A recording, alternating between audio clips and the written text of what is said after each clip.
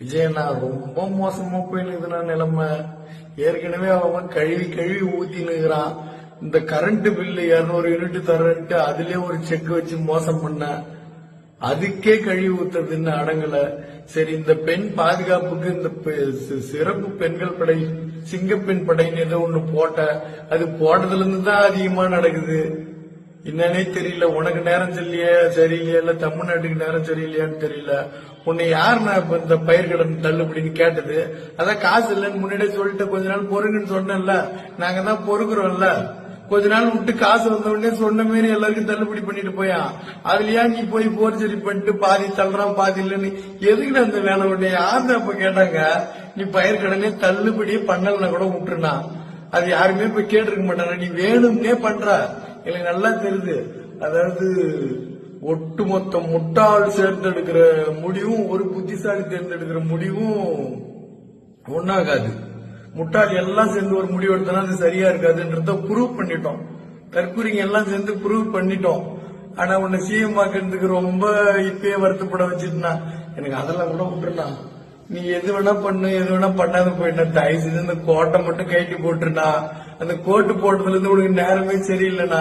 திருச்சாங்கூர்லாம் wait சட்டையில போறல்ல, ஒரு wait சட்டை கட்டிடுவானா. அப்பதானே வெளியில வர தோணும். அடிக்கிற வெயில்ல கோட்டு மாட்டின்னு சுத்துறா, எப்படின்னு வெளியே வருவ? நீ வெளியே வரக்கூடாது, வேணுன்னே கோட்டு போட்டுன்னு சுத்துற.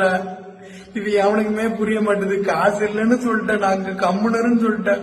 கம்முன்னு தான் இருக்கிறோம். திரும்பி திரும்பி நோண்டிக்கினே இருக்கிற, போய் குத்திக்கினே இருக்கிற. ஒரே மாசத்துல ப்ரூவ் பண்ணிட்ட. நீ வேற தப்பான ஆளை தேர்ந்தெடுத்துட்டுன்னு ரொம்ப ஃபீலிங்ல இருக்கிறனா. விஜயண்ணா ரொம்ப மோசமா போயினுக்குதுண்ணா நிலைமை. ஏற்கனவே அவன் கழுவி கழுவி ஊத்தினுக்குறான். இந்த கரண்ட் பில்லு 200 யூனிட் தரன்ட்டு அதுலயே ஒரு செக் வச்சு மோசம் பண்ண, அதுக்கே கழுவி ஊத்துறதுன்னு அடங்கல.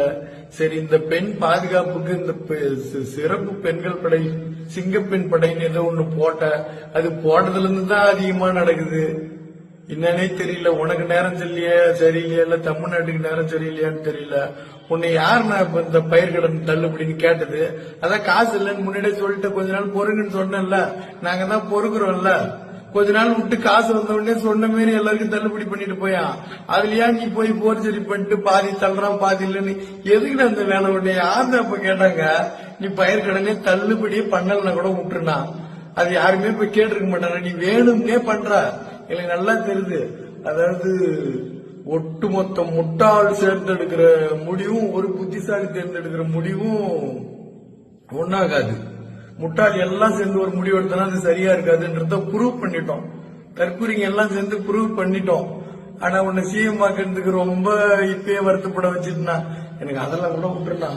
நீ எது வேணா பண்ணு, எது வேணா பண்ணாத போயிட்டா. தயவு செஞ்சு இந்த கோட்டை மட்டும் கைட்டி போட்டுருனா. அந்த கோட்டு போட்டதுல இருந்து உனக்கு நேரமே சரியில்லைண்ணா. திருச்சாங்கூர்லாம் வெயிட் சட்டையில போறல்ல, ஒரு வெயிட் சட்டை கட்டிடுவானா. அப்பதானே வெளியில வர தோணும். அடிக்கிற வெயில்ல கோட்டு மாட்டின்னு சுத்துறா, எப்படின்னு வெளியே வருவ? நீ வெளியே வரக்கூடாது, வேணுன்னே கோட்டு போட்டுன்னு சுத்துற. இது அவனுக்குமே புரிய மாட்டேது. காசு இல்லைன்னு சொல்லிட்டேன், நாங்க கம்முனருன்னு சொல்லிட்டேன்.